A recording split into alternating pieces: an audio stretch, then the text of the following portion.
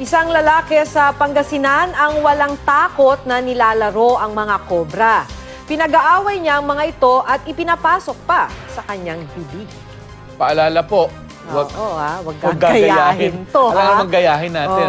Huwag gagayahin itong mapapanood po ninyo. Makibalita tayo kay Joan Punsoy ng GMA Dagupan.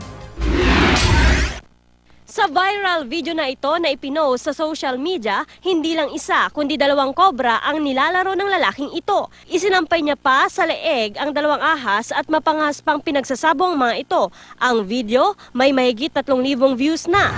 Ang lalaki sa nasabing video nahanap ng GMA News sa Barangay Lanas, Mangaldan, Pangasinan. Siya ang 57 taong gulang na si Mang Bernardo. Kwento niya, 8 taong gulang pa lang siya nang matutong manghuli ng ahas sa bukid. Nakagat ako galing sa puno, yung maliit pa, yung ahas. Tapos kinuha ko yun hanggang hindi ko tinigilan na nahuli. Yun na, pinagkasimulan kong nanguhuli ng ahas. Sa sobrang pagkahumaling niya sa mga ahas, hindi lang niya ito basta-basta nilalaro. Isinusubo niya ang mga buhay na ahas, mabenta at kinamamanghaan sa kanyang mga kapitbahay. Pero may iba namang nangangamba.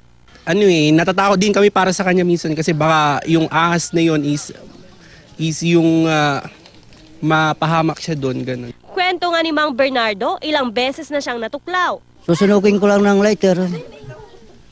Papasuin ko. Pag naramdaman ko na yung mainit, masakit na, wala na. Ang health authorities naman tutol sa ginagawa ni Mang Bernardo dahil sa panganib na maaaring idulot nito sa ating mga katawan. Anything na foreign body po na pinapasok natin sa ating pong bunganga ay pwede mong mag-cause ng choke, no? O asphyxia, tawag po namin. Mataas po ang kanyang venom content at nakakalason po siya. Joan Punsoy, Nagbabalita, Pilipinas.